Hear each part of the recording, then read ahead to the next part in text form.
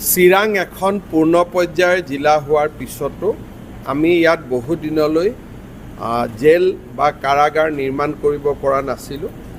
ৰাজ্য চৰকাৰে ৭২.৮০ কোটি টকা খৰচ কৰি আজি এখন সুন্দৰ জেল নিৰ্মাণ কৰি উলিয়াইছে। ইয়াত ৫০০তকৈও অধিক কাৰাবন্দী থাকিব পাৰিব। তেওঁলোকৰ ৰিক্ৰিয়েশ্যনৰ কাৰণেও ব্যৱস্থা কৰা হৈছে, হস্পিটেলৰ ব্যৱস্থা কৰা হৈছে, সুন্দৰ ডাইনিং ৰুমৰ ব্যৱস্থা কৰা হৈছে।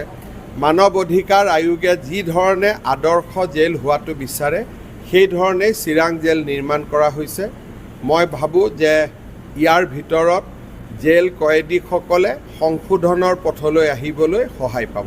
ইয়াতে লাইব্ৰেৰী আছে, অ'পেন এয়াৰ ষ্টেজ আছে, হস্পিটেল আছে, স্কুল আছে আৰু আমি ইয়াত স্কিল চেণ্টাৰো কৰিম। গতিকে খুব আদৰ্শ জেল বুলি ক'লে যাক বুজায় গোটেইখিনি চিৰাঙত থাকিব। আজিৰ দিনত কিহৰ কাৰণে যিখনে লাষ্টত হয় সেইখনে আটাইতকৈ ভাল হয়। গতিকে আজিৰ দিনত আমি ক'ব পাৰোঁ উত্তৰ পূৰ্বৰ ভিতৰত আটাইতকৈ ধুনীয়া জেল, অত্যাধুনিক ধুনীয়া। লেকিন অহাকালি আকৌ আমি এখন নতুন বনাম, ইয়াৰ ৰেকৰ্ড তেনেকৈ ভাঙি গৈ থাকিব।